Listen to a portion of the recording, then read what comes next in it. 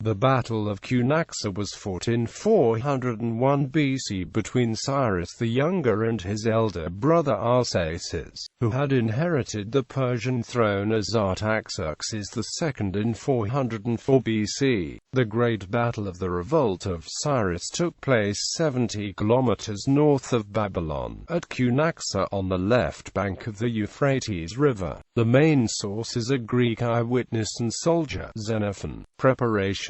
Cyrus gathered an army of Greek mercenaries, consisting of 10,400 hoplites and 2,500 light infantry, and peltasts, under the Spartan general Clearchus, and met Artaxerxes at Cunaxa. He also had a large force of levied troops under his second-in-command Arsaces. The strength of the Achaemenid army was 40,000 men. When Cyrus learned that his elder brother, the great king, was approaching with his army, he drew up his army in battle array. He placed the Greek mercenaries on the right, near the river. In addition to this, they were supported on the right by some cavalry, 1,000 strong, as was the tradition of battle order in that day. To the Greeks, this was the place of honor. Cyrus himself with 600 bodyguards was in the center, to the left of the Greek mercenaries, the place where Persian monarchs traditionally placed themselves in the order of battle. Cyrus's Asiatic troops were on the left flank.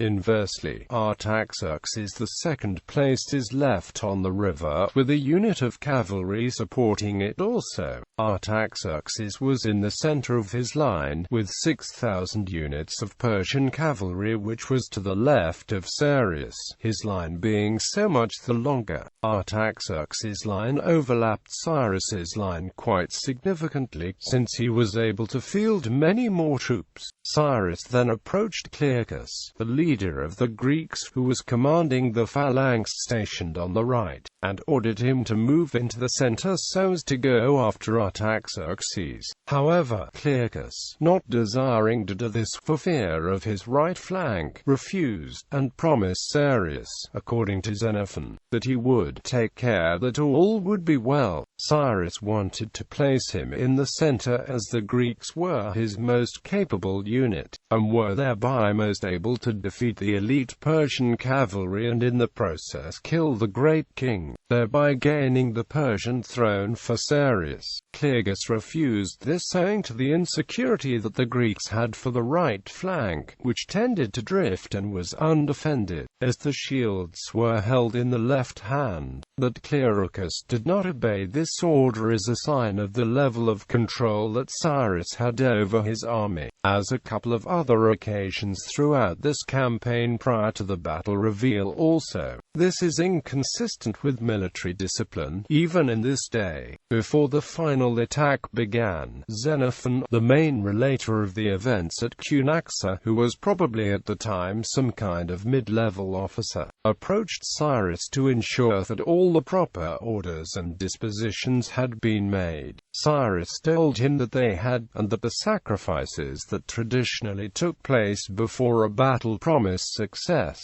Battle. The Greeks, deployed on Cyrus's right and outnumbered, charged the left flank of Artaxerxes' army, which broke ranks and fled before they came within arrow shot. However, on the Persian right, the fight between Artaxerxes' army and Cyrus was far more difficult and protracted. Cyrus personally charged his brother's bodyguard and was killed by a javelin, which sent the rebels into retreat.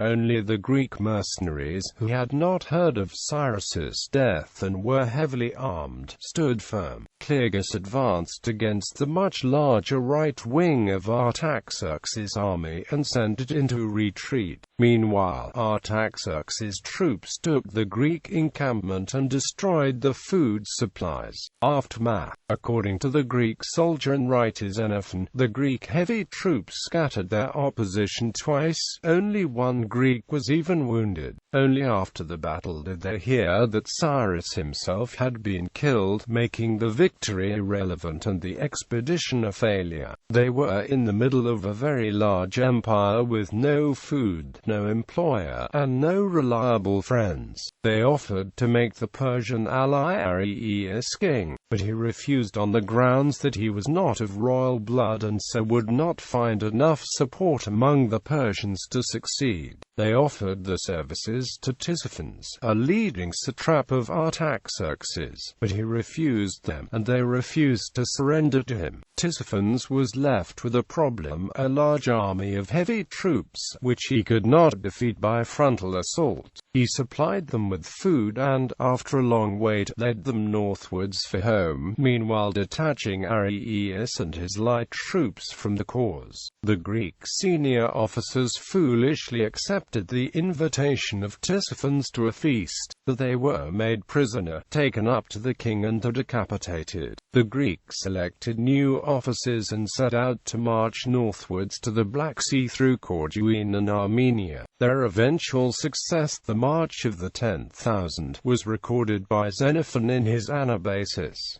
In popular culture, the battle is referenced at the start of the Warriors.